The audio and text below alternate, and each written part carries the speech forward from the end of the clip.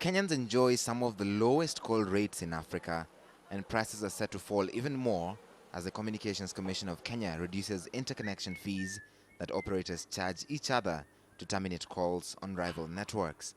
But not all Kenyans will enjoy these cheaper rates, as the regulator ordered all counterfeit phones switched off from the 4 mobile networks on September 30th.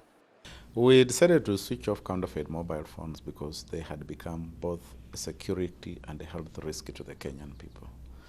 A health risk in that we cannot be able to determine how much radiation we are exposing the consumer using the fake phone to.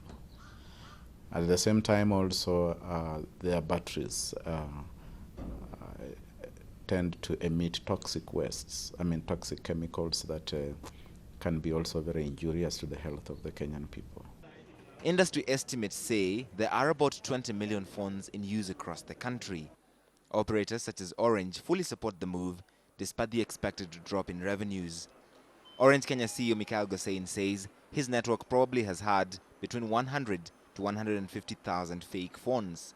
Today, some customer will pay for it. But with the system put in place, meaning the 1555, it helped to discover if you are counterfeit or not. I think it is good for security. Apparently, the customer journey is working very well, meaning they told us they receive around 1 million, even more requests to check their handset. Even I check my handset. Just to make sure. I am okay.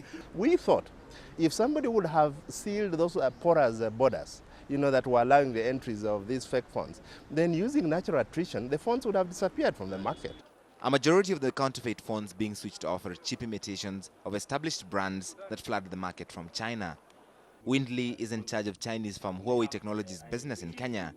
While the company led the shift towards legitimate low-cost smartphones in Kenya, it is also likely to suffer from its Chinese background. We bring entry-level smartphone at end of 2010 and was exploded last year in 2011.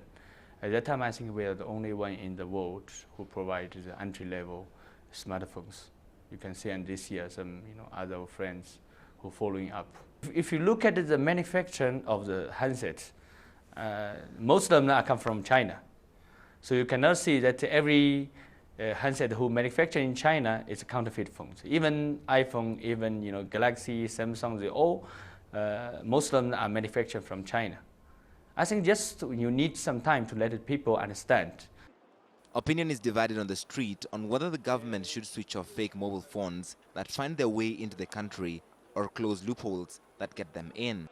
I think it's supposed to move towards curbing the crimes, and think it's in order for the government to compensate the people that have been affected. Most of the time we find that they cannot afford the original ones, so they went ahead and bought them. So I think the government should compensate for that. It is not the mistake from the buyer or the seller. It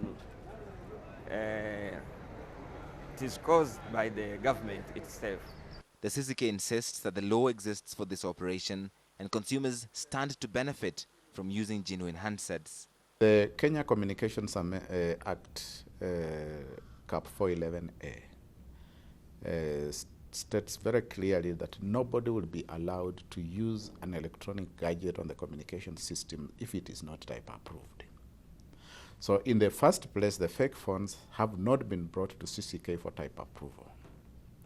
And therefore, even those who are selling those fake phones are committing a crime. In the end, manufacturers have to make an effort. That means they have to make the price very low. Because today, if you buy a smartphone, for example, 10,000 shilling, and you find the same functionality, and maybe better with 5,000, it is unfair. So I think it's not only Kenya problem, but Kenya gave a very good example for other countries to learn.